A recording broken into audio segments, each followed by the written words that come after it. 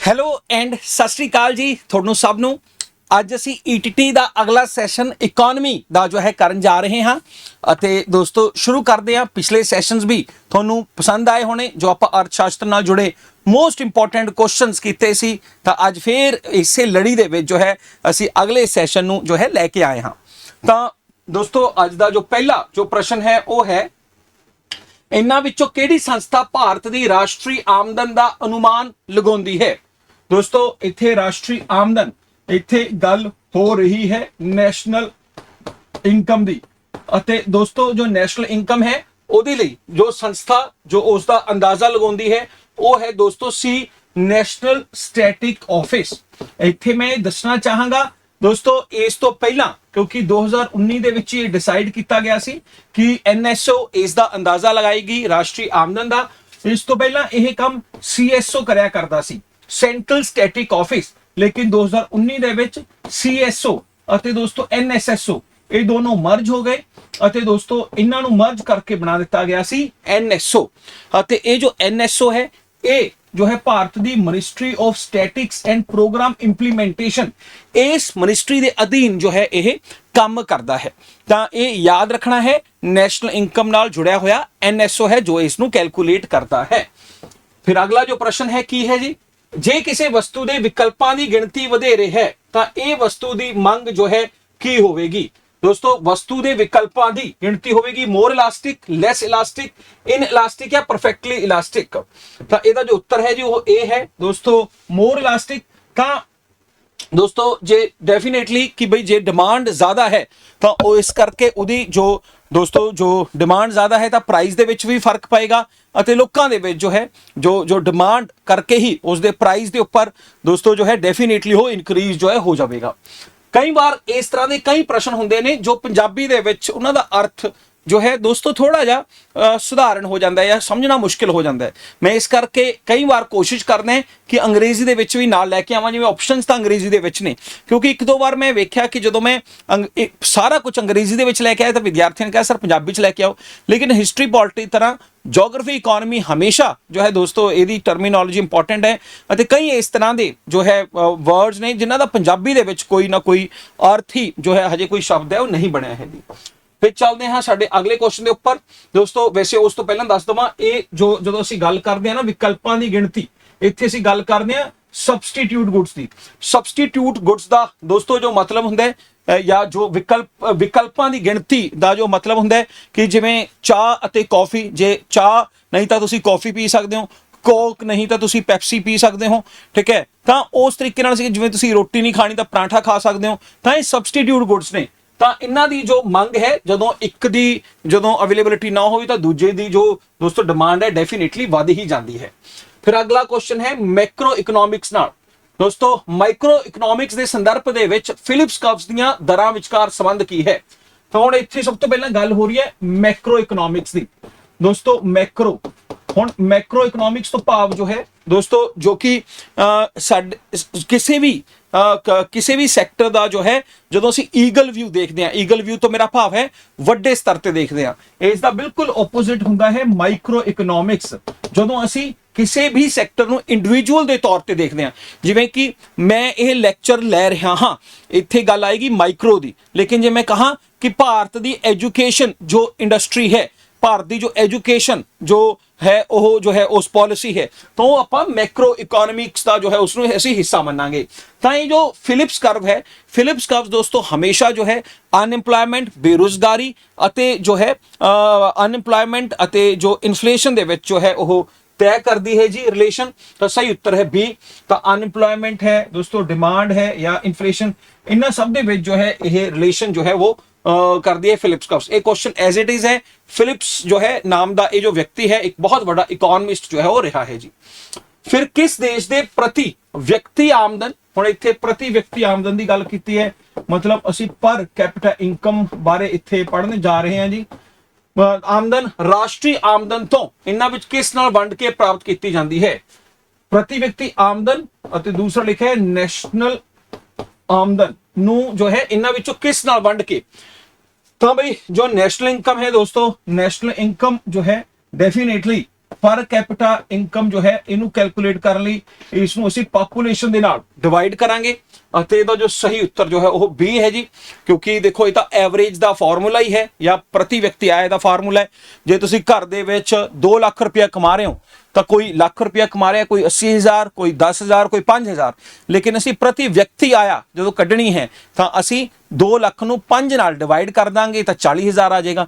ਤਾਂ ਉਸੇ ਤਰੀਕੇ ਨਾਲ ਅਸੀਂ ਪੂਰੀ ਇਨਕਮ ਨੂੰ ਜੋ ਹੈ ਡਿਵਾਈਡ ਕਰ ਦਾਂਗੇ ਪਾਪੂਲੇਸ਼ਨ ਦੇ ਨਾਲ। ਇੱਥੇ ਗੱਲ ਯਾਦ ਰੱਖਣੀ ਹੈ ਕਿ ਦੋਸਤੋ ਜੋ ਨੈਸ਼ਨਲ ਇਨਕਮ ਹੈ ਉਹ ਅਸੀਂ ਬੋਲਦੇ ਹਾਂ ਕਿਸ ਨੂੰ, ਉਹ ਅਸੀਂ ਬੋਲਦੇ ਹਾਂ NNP ਨੂੰ। NNP ਤੋਂ ਭਾਵ ਹੈ net national product. Net national product ਦਾ ਮਤਲਬ ਹੁੰਦਾ ਹੈ ਕਿ ਜਦੋਂ ਅਸੀਂ GDP ਦੇ ਵਿੱਚ ਜੋ ਹੈ ਦੋਸਤੋ net foreign income from abroad add ਕਰ ਲਈਏ ਅਤੇ ਡੈਪਰੀਸੀਏਸ਼ਨ ਜੋ ਹੈ ਮਾਈਨਸ ਕਰ ਦਈਏ ਤਾਂ ਉਸ ਨੂੰ ਅਸੀਂ NNP ਬੋਲਦੇ ਹਾਂ। ਅਤੇ NNP ਦੇ ਵਿੱਚ ਵੀ ਦੋਸਤੋ ਜਦੋਂ ਅਸੀਂ ਵੇਖਦੇ ਹਾਂ ਕਿ NNP ਐਟ ਜੋ ਫੈਕਟਰ ਕੋਸਟ ਹੈ, ਠੀਕ ਹੈ, ਤਾਂ ਕਿਉਂਕਿ ਮਾਰਕੀਟ ਕੋਸਟ ਦੇ ਵਿੱਚ ਤਾਂ ਇਨਫਲੇਸ਼ਨ ਇਨਕਲੂਡਡ ਹੋ ਜਾਂਦੀ ਹੈ, ਤਾਂ ਇਨਫਲੇਸ਼ਨ ਨੂੰ ਅਸੀਂ ਐਡਜਸਟ ਕਰਕੇ ਜੋ ਫੈਕਟਰ ਕੋਸਟ ਦੇ ਉੱਪਰ NNP ਕੱਢਦੇ ਹਾਂ ਉਸ ਨੂੰ ਅਸੀਂ ਆਪਣਾ ਰੀਅਲ ਨੈਸ਼ਨਲ ਇਨਕਮ ਹੈ ਉਹ ਬੋਲ ਸਕਦੇ ਹਾਂ ਜੀ। ਫਿਰ ਅਗਲਾ ਕੁਐਸਚਨ ਹੈ on the basis of distribution resources ਨੂੰ ਕਿੰਨੇ ਹਿੱਸਿਆਂ 'ਚ ਵੰਡਿਆ ਜਾ ਸਕਦਾ ਹੈ? ਪੋਟੈਂਸ਼ੀਅਲ, ਅਨਕੁਆਇਟਸ, ਐਕਚੁਅਲ ਜਾਂ ਅਬਾਇਟਿਕ ਰਿਸੋਰਸਸ ਦੇ ਵਿੱਚ। ਰਿਸੋਰਸਸ ਦਾ ਮਤਲਬ ਹੈ ਸੰਸਾਧਨ, ਤਾਂ ਕਿੰਨੇ ਸੰਸਾਧਨਾਂ ਦੇ ਵਿੱਚ ਜੋ ਹੈ ਇਸ ਨੂੰ ਵੰਡਿਆ ਜਾਂਦਾ ਹੈ? ਤਾਂ ਸਹੀ ਉੱਤਰ ਹੈ ਦੋਸਤੋ ਇਹਦਾ B, ਉਬੀਕੁਇਟਸ ਰਿਸੋਰਸਸ। ਇਹ ਜੋ ਹੈ ਉਬੀਕੁਇਟਸ ਰਿਸੋਰਸਸ ਨੈਚੁਰਲ ਰਿਸੋਰਸਸ ਨੂੰ ਬੋਲਦੇ ਨੇ ਦੋਸਤੋ, ਜਿਵੇਂ ਕਿ ਨੈਚੁਰਲ ਰਿਸੋਰਸ ਦਾ ਜਿਵੇਂ ਕਿ ਹਵਾ ਹੈ ਉਹ ਸਭ ਲਈ ਹੈ ਜੀ, ਪਾਣੀ ਹੈ ਉਹ ਸਭ ਲਈ ਹੈ, ਠੀਕ ਹੈ, ਵਾਟਰ ਹੈ, ਇਹ ਸਾਰੇ ਉਬੀਕੁਇਟਸ ਰਿਸੋਰਸਸ ਬੋਲਦੇ ਨੇ। ਅਤੇ ਇਹਨਾਂ ਤੋਂ ਹੀ ਅਸੀਂ ਜੋ ਹੈ ਫਿਰ ਦੋਸਤੋ ਜੋ ਨੈਚੁਰਲ ਰਿਸੋਰਸ ਦੇ ਅੰਦਰ ਜੋ ਮਾਈਨਿੰਗਸ ਹੈ, ਠੀਕ ਹੈ, ਤੇਲ ਹੈ, ਉਹ ਵੀ ਸਾਰੇ ਹਿੱਸੇ ਦੇ ਵਿੱਚ ਕਵਰ ਹੁੰਦੇ ਨੇ ਅਤੇ ਉਹਨਾਂ ਤੋਂ ਹੀ ਅਸੀਂ ਦੂਜੇ ਰਿਸੋਰਸਸ ਹੈ ਬਣਾਉਣ ਦੇ ਵਿੱਚ ਕਾਮਯਾਬ ਹੁੰਨੇ ਹਾਂ ਜੀ। ਫਿਰ ਉਸ ਤੋਂ ਬਾਅਦ ਨੈਕਸਟ ਕੁਐਸਚਨ ਹੈ ਕਿ ਦੱਸੋ ਨੈਸ਼ਨਲ ਇਨਕਮ ਦੇ ਵਿੱਚ ਇਹਨਾਂ ਵਿੱਚੋਂ ਕੀ ਕੈਲਕੂਲੇਟ ਨਹੀਂ ਹੁੰਦਾ? ਬਈ ਇਹਦੇ ਵਿੱਚੋਂ value of annual goods production, ਇੱਕ ਸਾਲ ਦੇ ਵਿੱਚ ਜੋ ਗੁੱਡਸ ਦੀ ਪ੍ਰੋਡਕਸ਼ਨ ਹੋਈ ਹੈ, ਫਿਰ ਵੈਲਿਊ ਆਫ ਐਨੂਅਲ ਸਰਵਿਸਿਜ਼, ਇੱਕ ਸਾਲ ਦੇ ਵਿੱਚ ਜੋ ਸਰਵਿਸਿਜ਼ ਦੀ ਵੈਲਿਊ ਹੈ, value of old goods sold ਜਾਂ ਵੈਲਿਊ ਆਫ ਨਿਊ ਟੈਕਨੋਲੋਜੀ। ਕਿਹੜੀ ਚੀਜ਼ ਇਹਦੇ ਵਿੱਚ ਕੈਲਕੂਲੇਟ ਨਹੀਂ ਹੁੰਦੀ ਹੈ ਜੀ? ਤਾਂ ਸਹੀ ਉੱਤਰ ਹੈ ਦੋਸਤੋ D, ਜੋ ਨਵੀਂ ਟੈਕਨੋਲੋਜੀ ਹੈ ਉਸ ਦਾ ਕੋਈ ਵੈਲਿਊ ਵਿੱਚ ਕਵਰ ਨਹੀਂ ਹੈ। GDP ਤੋਂ ਭਾਵ ਨੈਸ਼ਨਲ ਇਨਕਮ ਤੋਂ ਭਾਵ ਸਿੰਪਲੀ ਇਹ ਰਹਿੰਦਾ ਹੈ ਕਿ ਵੀ ਇੱਕ ਸਾਲ ਦੇ ਵਿੱਚ ਜਿੰਨਾ ਵੀ ਗੁੱਡਸ ਹੈ ਅਤੇ ਜਿੰਨੀਆਂ ਵੀ ਸਰਵਿਸਿਜ਼ ਨੇ ਦੋਸਤੋ ਇਹਨਾਂ ਦੇ ਵਿੱਚ ਜੇ ਕੋਈ ਡੈਪਰੀਸੀਏਸ਼ਨ ਹੋਇਆ, ਠੀਕ ਹੈ, ਤਾਂ ਦੋਸਤੋ ਉਹਨਾਂ ਨੂੰ ਇੱਕ ਸਾਲ ਦੇ ਵਿੱਚ, ਇੱਕ ਫਾਈਨੈਂਸ਼ੀਅਲ ਈਅਰ ਦੇ ਵਿੱਚ 1 ਅਪ੍ਰੈਲ ਤੋਂ ਲੈ ਕੇ 31 ਮਾਰਚ ਦੇ ਵਿੱਚ ਉਹਨਾਂ ਦਾ ਜੋ ਮੋਨਿਟਰੀ ਵੈਲਿਊ ਹੈ ਤਾਂ ਦੋਸਤੋ ਉਸ ਨੂੰ ਅਸੀਂ ਜੋ ਹੈ ਨੈਸ਼ਨਲ ਇਨਕਮ NNP ਦੇ ਰਾਹੀਂ ਜੋ ਹੈ ਅਸੀਂ ਸਮਝਦੇ ਹਾਂ ਜੀ। ਫਿਰ ਉਸ ਤੋਂ ਬਾਅਦ ਸਾਡਾ ਜੋ ਨੈਕਸਟ ਕੁਐਸਚਨ ਹੈ ਉਹ ਹੈ ਇਹਨਾਂ ਵਿੱਚੋਂ ਕਿਹੜਾ ਪਰ ਕੈਪੀਟਾ ਇਨਕਮ ਦੀ ਉਦਾਹਰਣ ਹੈ? National income, consumer equilibrium, aggregate supply ਜਾਂ ਐਮਪਲੋਇਮੈਂਟ। ਤਾਂ ਸੁਖਮ ਆਰਥਿਕ ਪਰਿਵਰਤਨ ਪਰ ਕੈਪੀਟਾ ਇਨਕਮ ਦੀ ਜੋ ਉਦਾਹਰਣ ਹੈ that is B, consumer equilibrium ਜੋ ਹੈ ਦੋਸਤੋ ਇਸ ਨੂੰ ਇਹ ਕਿਹਾ ਜਾਂਦਾ ਹੈ ਕਿ ਵੀ ਹਰੇਕ ਵਿਅਕਤੀ ਜੋ ਕਮਾ ਰਿਹਾ ਹੈ ਉਸ ਨੂੰ ਅਸੀਂ ਪਰ ਕੈਪੀਟਾ ਇਨਕਮ ਬੋਲਦੇ ਹਾਂ। ਫਿਰ ਅਰਥ ਸ਼ਾਸਤਰ ਦੇ ਵਿੱਚ ਗ੍ਰੇਸ਼ਮ ਦਾ ਨਿਯਮ ਹੇਠ ਲਿਖਿਆਂ ਵਿੱਚੋਂ ਕਿਸ ਨਾਲ ਸੰਬੰਧਿਤ ਹੈ? ਦੇਖੋ ਇੱਥੇ ਹੁਣ ਗ੍ਰੇਸ਼ਮ ਦੀ ਗੱਲ ਕੀਤੀ ਗਈ ਹੈ, ਠੀਕ ਹੈ, ਜਿਵੇਂ ਅਸੀਂ ਇੱਕ ਪ੍ਰਸ਼ਨ ਦੇ ਵਿੱਚ ਪਹਿਲਾਂ ਫਿਲਿਪਸ ਕਵਰ ਦੀ ਜੋ ਹੈ ਗੱਲ ਕੀਤੀ ਸੀ, ਤਾਂ ਗ੍ਰੇਸ਼ਮ ਦਾ ਜੋ ਨਿਯਮ ਹੈ ਇਹ ਜੁੜਿਆ ਹੋਇਆ ਹੈ ਸਰਕੂਲੇਸ਼ਨ ਆਫ ਮਨੀ ਨਾਲ। ਜੋ ਬੈਂਕਾਂ ਦੇ ਰਾਹੀਂ ਜੋ ਮਾਰਕੀਟ ਦੇ ਵਿੱਚ ਦੋਸਤੋ ਵਿਆਜ ਦਰਾਂ ਦੇ ਰਾਹੀਂ ਜਾਂ ਲੋਨ ਦੇ ਰਾਹੀਂ ਮਾਰਕੀਟ ਦੇ ਵਿੱਚ ਲੈ ਕੇ ਜਾਈ ਜਾਂਦੀ ਹੈ ਉਸੇ ਨੂੰ ਅਸੀਂ ਗ੍ਰੇਸ਼ਮ ਦਾ ਜੋ ਨਿਯਮ ਹੈ ਬੋਲਦੇ ਹਾਂ। ਇਹਦਾ ਜੋ ਪਰਪਸ ਹੈ ਜ਼ਿਆਦਾਤਰ ਰਹਿੰਦਾ ਹੈ ਕਿ ਬਈ ਕਈ ਵਾਰ ਮਾਰਕੀਟ ਦੇ ਵਿੱਚ ਜੋ ਹੈ ਦੋਸਤੋ ਸਰਕੂਲੇਸ਼ਨ ਆਫ ਮਨੀ ਤੋਂ ਹੈ ਕਿ ਕਈ ਵਾਰ ਮਹਿੰਗਾਈ ਹੋ ਜਾਂਦੀ ਹੈ, ਤਾਂ ਮਹਿੰਗਾਈ ਨੂੰ ਘੱਟ ਕਰਨਾ ਹੈ ਤਾਂ ਅਸੀਂ ਸਰਕੂਲੇਸ਼ਨ ਆਫ ਕਰੰਸੀ ਘੱਟ ਕਰ ਦਾਂਗੇ। ਜੇ ਅਸੀਂ ਮਾਰਕੀਟ ਦੇ ਵਿੱਚ ਜੋ ਹੈ ਡਿਵੈਲਪਮੈਂਟ ਲੈ ਕੇ ਆਉਣੀ ਆ ਤਾਂ ਅਸੀਂ ਸਰਕੂਲੇਸ਼ਨ ਆਫ ਮਨੀ ਜੋ ਹੈ ਉਸ ਨੂੰ ਜ਼ਿਆਦਾ ਜੋ ਹੈ ਕਰ ਦਾਂਗੇ ਤਾਂ ਕਿ ਲੋਕਾਂ ਕੋਲ ਨया ਕੰਮਕਾਰ ਕਰਨ ਲਈ ਪੈਸੇ ਜੋ ਹੋਣ ਅਤੇ ਉਹ ਆਪਣੇ ਜੋ ਹੈ ਕੰਮਕਾਰ ਕਰ ਸਕਣ ਜੀ। ਫਿਰ ਜੋ ਹੈ ਨੈਕਸਟ ਕੁਐਸਚਨ ਜੋ ਹੈ ਇੱਥੇ ਜੋ ਹੈ ਜੀ ਉਹ ਜੁੜਿਆ ਹੈ ਵਿਚ among the following is example of substitute goods. ਤਾਂ ਮੈਂ ਤੁਹਾਨੂੰ ਪਹਿਲਾਂ ਦੂਜੇ ਪ੍ਰਸ਼ਨ ਦੇ ਵਿੱਚ ਵੀ ਦੱਸ ਚੁੱਕੇ ਹਾਂ ਸਬਸਟੀਟਿਊਟ ਦਾ ਮਤਲਬ ਹੀ ਹੁੰਦਾ ਨਾ ਕਿ ਅਸੀਂ ਕਹਿ ਦਈਏ ਕਿ ਬਈ ਚਾਹ ਨਹੀਂ ਹੈ ਤਾਂ ਬਈ ਜਾਂ ਤੁਸੀਂ ਕਹਿ ਰਹੇ ਹੋ ਕੀ ਪੀਓਗੇ ਤੁਸੀਂ, ਕਾਫੀ ਪੀ ਲਓ ਜੀ, ਕੋਕ ਨਹੀਂ ਹੈ ਤਾਂ ਪੈਪਸੀ ਪੀ ਲਓ ਜੀ, ਮਰਿੰਡਾ ਨਹੀਂ ਹੈ ਤਾਂ ਫੈਂਟਾ ਪੀ ਲਓ। ਤਾਂ ਇਹ ਸਾਰੇ ਇਹਦੇ ਐਗਜ਼ਾਮਪਲਸ ਨੇ ਡੀ, ਟੀ ਐਂਡ ਕਾਫੀ। ਜਦੋਂ ਅਸੀਂ ਇਨਕਮ ਐਂਡ ਪੈਨ ਦੀ ਗੱਲ ਕਰਦੇ ਹਾਂ ਦੋਸਤੋ ਇਹ ਤਾਂ ਇੱਕ ਦੂਜੇ ਬਿਨਾਂ ਅਧੂਰੇ ਨੇ, ਠੀਕ ਹੈ, ਇਹ ਸਬਸਟੀਟਿਊਟ ਨਹੀਂ ਹੋ ਸਕਦੇ। ਪੈਨ ਅਤੇ ਪੇਪਰ ਵੀ ਇੱਕ ਦੂਜੇ ਬਿਨਾਂ ਅਧੂਰੇ ਨੇ ਅਤੇ ਮਿਲਕ ਐਂਡ ਕਾਫੀ ਵੀ ਇੱਕ ਦੂਜੇ ਬਿਨਾਂ ਅਧੂਰੇ ਨੇ। ਤਾਂ ਇਹ ਜੋ ਹੈ ਟੀ ਐਂਡ ਕਾਫੀ ਸਹੀ ਐਗਜ਼ਾਮਪਲ ਹੈ ਸਬਸਟੀਟਿਊਟ ਗੁੱਡਸ ਦੀ, ਠੀਕ ਹੈ। फिर जो है दोस्तों next question is which among the following is related to utility. ਤਾਂ ਇਹਨਾਂ ਵਿੱਚੋਂ ਕਿਹੜਾ ਉਪਯੋਗਤਾ ਨਾਲ ਸੰਬੰਧਿਤ ਹੈ? Satisfaction and wants, necessity and want, usefulness and need ਜਾਂ ਨਨ ਆਫ ਦ ਅਬਵ। ਤਾਂ ਬਈ यूटिलिटी ਨਾਲ ਜੋ ਹੈ ਜੁੜਿਆ ਉਹ ਸੈਟੀਸਫੈਕਸ਼ਨ ਐਂਡ ਵਾਂਟ ਹੀ ਜੋ ਹੈ ਜੁੜਿਆ ਹੋਇਆ ਹੈ। ਦੋਸਤੋ ਇਹ ਜੋ ਹੈ यूटिलिटी ਦਾ ਮਤਲਬ ਹੈ ਕਿ ਜਦੋਂ ਤੱਕ ਵੈਲਿਊ ਕਦੋਂ ਤੱਕ ਰਹਿੰਦੀ ਹੈ, ਠੀਕ ਹੈ ਬਈ, ਜਦੋਂ ਤੱਕ ਜੋ ਹੈ ਉਹ ਜੋ ਪ੍ਰੋਡਕਟਸ ਨੇ ਜੋ ਸਰਵਿਸਿਜ਼ ਨੇ ਤੁਹਾਨੂੰ ਸੈਟੀਸਫਾਈਡ ਅਤੇ ਤੁਹਾਡੀ ਜ਼ਰੂਰਤ ਬਣੇ ਰਹਿਣ, ਉਦੋਂ ਤੱਕ ਕਿ ਉਹਨਾਂ ਦੀ यूटिलिटी ਹੈ ਮਾਰਕੀਟ ਦੇ ਵਿੱਚ ਬਣੀ ਰਹਿੰਦੀ ਹੈ। ਮਾਰਕੀਟ ਇਕੁਇਲਿਬ੍ਰੀਅਮ ਕਿਹਨੂੰ ਬੋਲਦੇ ਨੇ ਜੀ? मैं इस प्रश्न तो पहला ये भी दसना चाहांगा, हो सकता है कुछ विद्यार्थियों को लग रहा होवे कि सर ये क्वेश्चन थोड़े ज़्यादा औखे तुसीं करा रहे हो, इस तरह के ईटीटी दे विच इन्ने औखे नहीं पूछे जाते। इस दे विच भी ये सच्चाई है, लेकिन दोस्तों अपनी इस सैशन दे विच ये कोशिश है कि तुहानूं नाल नाल सौखे प्रश्न, मीडियम क्वेश्चनस अते थोड़े औखे क्वेश्चन भी कराए जाण ताकि तुहाडी तैयारी जो है हर तरीके नाल बेहतर जो है वो हो सके। तो इस करके हर लैवल का जो क्वेश्चन है तुहानूं इत्थे कराउण दी कोशिश जो है वो की गई है जी। तो मार्केट इक्विलिब्रियम की है? तो सही उत्तर है सी है, quantity demanded equal to quantity supplied. भाई जिन्ना जो डिमांड है, ठीक है, जिन्नी डिमांड है उन्नी ही सप्लाई है।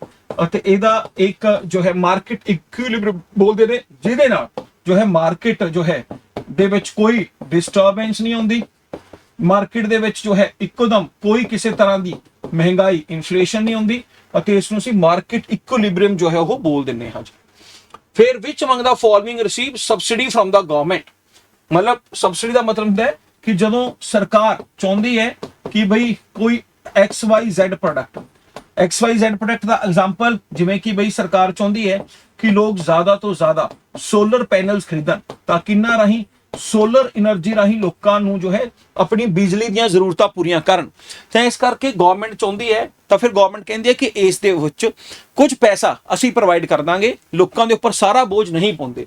तो दोस्तों इहदा जो उत्तर है वो डी है, मतलब सैलर। देखो ओबवियसली गल है जो इन्हां नूं बेचणगे, ठीक है, तो दोस्तों ਉਹਨਾਂ ਲਈ ਵੀ ਜੋ ਹੈ ਉਹਨਾਂ ਨੂੰ ਵੀ ਸਬਸਿਡੀ ਮਿਲਣੀ ਹੈ, ਬਾਇਰ ਹੈ ਉਹਨਾਂ ਨੂੰ ਵੀ ਸਬਸਿਡੀ ਮਿਲਣੀ ਹੈ ਅਤੇ ਮੈਨੂਫੈਕਚਰਰਸ ਨੂੰ ਵੀ ਮਿਲਣੀ ਹੈ, ਠੀਕ ਹੈ। ਤਾਂ ਫਿਰ ਹੀ ਇਸ ਤਰ੍ਹਾਂ ਦੇ ਸੈਕਟਰਾਂ ਨੂੰ ਪ੍ਰਮੋਟ ਕੀਤਾ ਜਾ ਸਕਦਾ ਹੈ।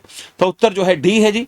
ਉਸੇ ਤਰੀਕੇ ਨਾਲ ਜਿਵੇਂ ਸਾਨੂੰ ਗੈਸ ਸਿਲੰਡਰ ਦੇ ਉੱਪਰ ਸਬਸਿਡੀ ਮਿਲਦੀ ਸੀ, ਹੁਣ ਵੀ ਮਿਲਦੀ ਹੈ, ਹੁਣ ਸਬਸਿਡੀ ਕਾਫੀ ਘਟ ਗਈ, ਜਾਂ ਜਿਵੇਂ ਖਾਦਾਂ ਦੇ ਉੱਪਰ ਸਬਸਿਡੀ ਮਿਲਦੀ ਸੀ, ਤਾਂ ਮੈਨੂਫੈਕਚਰਰ ਹੋਵੇ ਮਤਲਬ ਸੈਲਰ ਹੋਵੇ, ਬਾਇਰ ਹੋਵੇ, ਜਾਂ ਫਿਰ ਜੋ ਹੈ ਇਹ ਸੈਲਰ, ਬਾਇਰ ਜਾਂ ਮੈਨੂਫੈਕਚਰ ਕੋਈ ਵੀ ਹੋਵੇ, ਸਭ ਨੂੰ ਇਸ ਦੇ ਵਿੱਚ ਸਬਸਿਡੀ ਦਾ ਬੈਨੀਫਿਟ ਹੈ ਉਹ ਮਿਲ ਪਾਉਂਦਾ ਹੈ।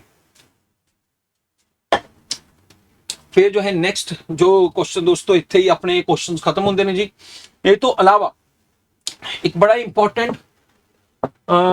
एक जो बड़ा इंपॉर्टेंट एक कंसैप्ट भी थोनों अज दी क्लास दे नाल ही मैं करवा देना, ठीक है। ये जो कंसैप्ट है दोस्तों, ये कंसैप्ट अपना जो है मॉनेटरी पॉलिसीज नाल जुड़िया होया। तो क्योंकि कई बार पेपर दे विच आया होया है, ठीक है, तो इत्थों प्रश्न पूछे जा सकते हैं मॉनेटरी पॉलिसीज, ठीक है। तो दोस्तों ये विच जो है ये कुछ पॉलिसीज ने क्वांटिटिव इंस्ट्रूमेंट जिन्होंने बोलते हैं रेपो रेट, ठीक है। तो मैं तुहानूं 5 पॉलिसीज दसूंगा, 5 या 6 जो पेपर दे विच कई बार पूछी गई ने। रेपो रेट की हुंदा है? जिस रेट के उपर रिजर्व बैंक ऑफ इंडिया जो कि भारत का सेंट्रल बैंक है, जदों कि दोस्तों बैंकां नूं जिन्ने भी भारत दे विच बैंक ने, कमर्शियल बैंक ने, उन्हां नूं जिस रेट के उपर जो है लोन दिंदा होए, ठीक है, रेट at which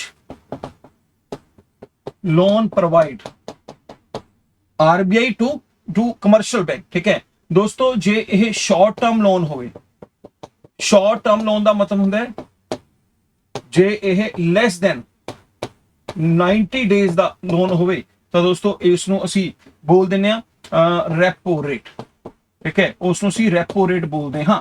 जिवें कि अजकल चर्चा दे विच सी, क्योंकि पिछले मॉनेटरी पॉलिसी रिव्यू दे विच जो ये 6.25% सी, इसनूं घटा के आरबीआई द्वारा मॉनेटरी पॉलिसी कमेटी द्वारा 6% कर दिता गया।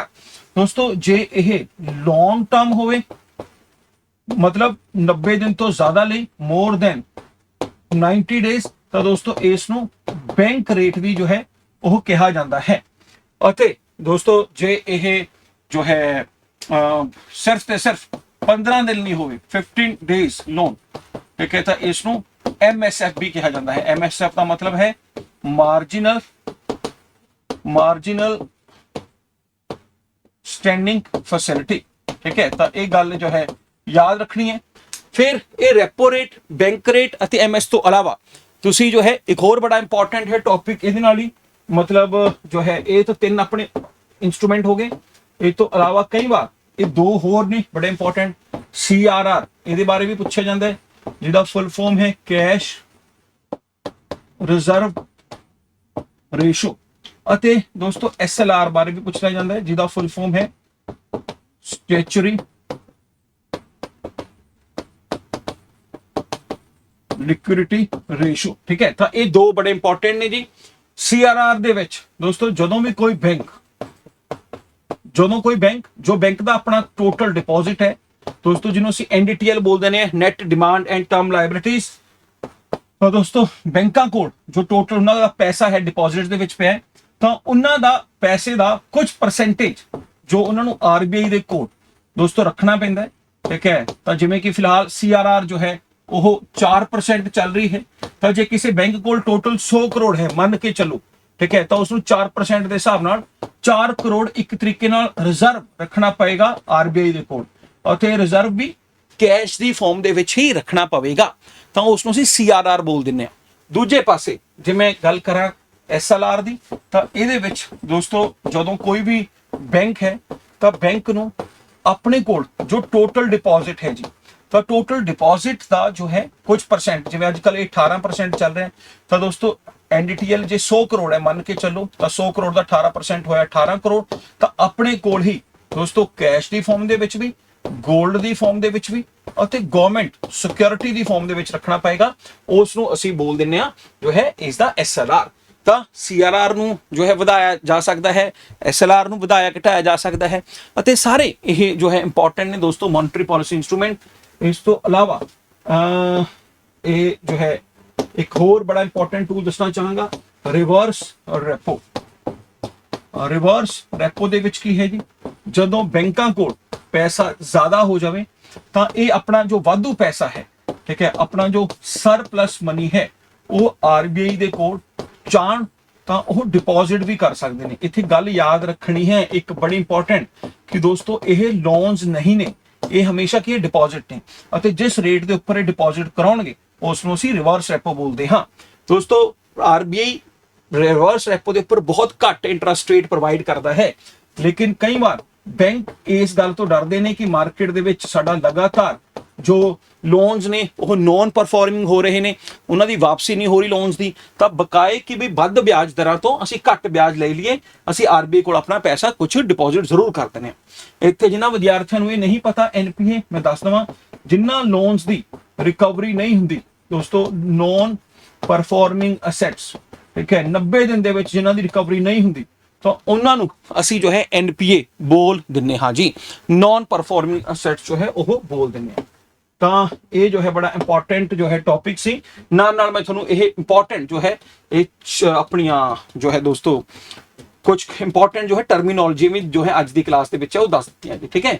ਤਾਂ ਦੋਸਤੋ ਫਿਰ ਮੈਂ ਇੱਕ ਵਾਰ ਰਿਪੀਟ ਕਰ ਦੇਣਾ, ਠੀਕ ਹੈ, ਅੱਜ ਦਾ ਜੋ ਟੌਪਿਕ ਸੀ ਸਾਡਾ, ਉਹਦੇ ਵਿੱਚ ਅਸੀਂ ਮਾਰਕੀਟ ਇਕੁਇਲਿਬ੍ਰੀਅਮ ਬਾਰੇ ਪੜਿਆ ਕੁਝ ਕੁਐਸਚਨਸ ਦੇ ਵਿੱਚ, ਫਿਰ ਅਸੀਂ ਸਬਸਟੀਟਿਊਟ ਗੁੱਡਸ ਬਾਰੇ ਪੜਿਆ ਕੁਝ ਕੁਐਸਚਨ ਦੇ ਵਿੱਚ, ਫਿਰ ਅਸੀਂ ਫਿਲਿਪ ਕਰਵਸ ਬਾਰੇ ਜੋ ਪੜਿਆ, ਜੋ ਕਿ ਸਾਨੂੰ ਅਨਇੰਪਲੋਇਮੈਂਟ ਅਤੇ ਦੋਸਤੋ ਡਿਮਾਂਡ ਬਾਰੇ ਜੋ ਹੈ ਜਾਂ ਇਨਫਲੇਸ਼ਨ ਦਾ ਜੋ ਹੈ ਜੋ ਰਿਲੇਸ਼ਨ ਜੋ ਹੈ ਸਮਝਾਉਂਦੀ ਹੈ, ਠੀਕ ਹੈ। ਅਸੀਂ ਗ੍ਰੀਸ਼ਮ ਦੇ ਲਾਅ ਬਾਰੇ ਜੋ ਹੈ ਅੱਜ ਦੀ ਕਲਾਸ ਦੇ ਵਿੱਚ ਪੜਿਆ, ਠੀਕ ਹੈ। ਕੰਪਲੀਮੈਂਟਰੀ ਗੁੱਡਸ ਬਾਰੇ ਅਸੀਂ ਪੜਿਆ, ਨੈਸ਼ਨਲ ਇਨਕਮ ਨਾਲ ਜੁੜੇ ਹੋਏ ਬੜੇ ਸਾਰੇ ਕੁਐਸਚਨ ਸੀ, ਪਰ ਕੈਪੀਟਾ ਇਨਕਮ ਨਾਲ ਜੁੜੇ ਹੋਏ ਬੜੇ ਸਾਰੇ ਕੁਐਸਚਨ ਸੀ। ਤਾਂ ਇਹ ਸਾਰੇ ਹੀ ਇੰਪੋਰਟੈਂਟ ਜੋ ਕੁਐਸਚਨ ਜੋ ਤੁਸੀਂ ਕੀਤੇ ਨੇ, ਇਹਨਾਂ ਨੂੰ ਲਗਾਤਾਰ ਤੁਸੀਂ ਕਰਦੇ ਰਹੋ।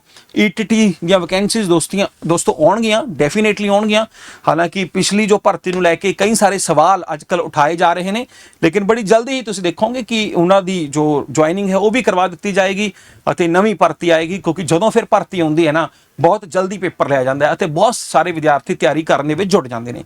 ਤਾਂ ਇਸ ਕਰਕੇ ਜੇ ਬਿਹਤਰ ਤਿਆਰੀ ਕਰਨੀ ਹੈ, ਪੇਪਰ ਕਲੀਅਰ ਕਰਨ ਵਾਲੀ ਤਿਆਰੀ ਕਰਨੀ ਹੈ, ਤਾਂ ਅੱਜ ਤੋਂ ਹੀ ਜੁੜ ਜਾਵੋ। ਅਤੇ ਜੇ ਤੁਹਾਨੂੰ ਕੋਈ ਵੀ ਡਾਊਟ ਹੋਵੇ, ਜਿਵੇਂ ਹੁਣ ਮੈਂ ਤੁਹਾਨੂੰ ਅਰਥ ਸ਼ਾਸਤਰ ਪੜ੍ਹਾ ਰਿਹਾ ਹਾਂ, ਜਾਂ ਕੋਈ ਹੋਰ ਜੋ ਟੀਚਰਸ ਨੇ ਉਹ ਕੋਈ ਅਲੱਗ-ਅਲੱਗ ਜੋ ਸਬਜੈਕਟਸ ਪੜ੍ਹਾ ਰਹੇ ਨੇ ਤੁਹਾਨੂੰ, ਚਾਹੇ ਉਹ ਮੈਥ ਹੋਵੇ ਜੀ, ਚਾਹੇ ਉਹ ਜੋ ਹੈ ਪੋਲਿਟੀ ਹੋਵੇ ਜੀ, ਜੀਓਗ੍ਰਾਫੀ ਹੋਵੇ, ਜੋ ਵੀ ਜੋ ਸਬਜੈਕਟਸ ਜੋ ਸਾਡੇ ਆਪਣੇ ਐਗਜ਼ਾਮ ਦੇ ਵਿੱਚ ਨੇ, ਉਹਨਾਂ ਨਾਲ ਜੁੜੀ ਕੋਈ ਵੀ ਸਮੱਸਿਆ ਆ ਰਹੀ ਹੈ, ਇੱਥੇ ਮੈਂ ਕਿਸੇ ਪੇਡ ਬੈਚ ਦੀ ਗੱਲ ਨਹੀਂ ਕਰ ਰਿਹਾ। ਵੈਸੇ ਸਾਡਾ ਇੱਕ ਪੇਡ ਬੈਚ ਵੀ ਚੱਲ ਰਿਹਾ ਅਲੱਗ ਤੋਂ ਦੋਸਤੋ, ਜਿਹਦੀ ਬਹੁਤ ਹੀ ਮਿਨੀਮਮ 4000 ਫੀਸ ਲੈ ਕੇ ਅਸੀਂ ਪੂਰਾ ਸਿਲੇਬਸ ਉਹਨਾਂ ਨੂੰ ਕਰਾ ਰਹੇ ਹਾਂ। ਲੇਕਿਨ ਫਿਰ ਵੀ ਜੇ ਤੁਹਾਨੂੰ YouTube ਸੈਸ਼ਨਸ ਤੋਂ ਹੀ ਜੇ ਤੁਸੀਂ ਤਿਆਰੀ ਕਰ ਰਹੇ ਹੋ ਤਾਂ ਇਹਨਾਂ ਵਿੱਚ ਵੀ ਜੇ ਤੁਹਾਨੂੰ ਸਮੱਸਿਆ ਆਉਂਦੀ ਹੈ ਤਾਂ ਸਾਡੇ ਆਫੀਸ਼ੀਅਲ ਨੰਬਰਸ ਤੇ ਜੋ ਹੈ ਤੁਸੀਂ ਜ਼ਰੂਰ ਕਾਲ ਕਰਕੇ ਜੋ ਹੈ ਸਾਡੇ ਨਾਲ ਆਪਣੀ ਸਮੱਸਿਆ ਨੂੰ ਸਾਂਝੀ ਕਰ ਸਕਦੇ ਹੋ। ਠੀਕ ਹੈ, ਤਾਂ ਬਹੁਤ ਬਹੁਤ ਧੰਨਵਾਦ ਜੀ, ਥੈਂਕ ਯੂ ਸੋ ਮਚ, ਧੰਨਵਾਦ।